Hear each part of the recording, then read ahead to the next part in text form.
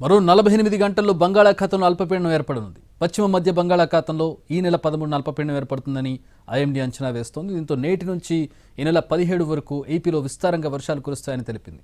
మరోవైపు మెరుపులతో కూడిన వర్షాలు పడతాయని, గంటకు 30 నుంచి 40 కిలోమీటర్ల వేగంతో ఈదురుగాలులు వీస్తాయని చెప్పింది.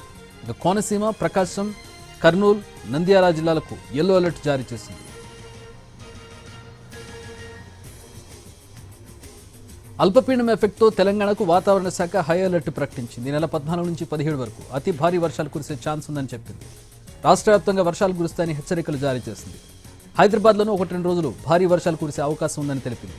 ఆగస్టు 15న భారీ వర్షాలు కురుస్తాయని అంచనా వేసింది. దీంతో ప్రజలు అప్రమత్తంగా ఉండాలని అధికారులు హెచ్చరించారు.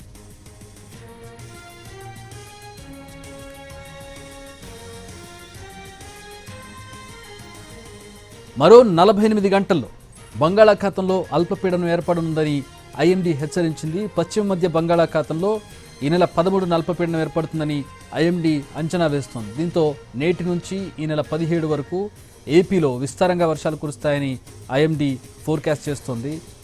మెరుపులు, ఉరుములతో కూడినటువంటి వర్షాలు పడతాయని, గంటకు 30 నుంచి 40 కిలోమీటర్ల వేగంతో ఈదురుగాలు వీస్తాయని చెప్పింది. కోనసీమ, ప్రకాశం, కర్నూలు, నంద్యాల జిల్లాలకు యెల్లో అలర్ట్ జారీ చేసింది.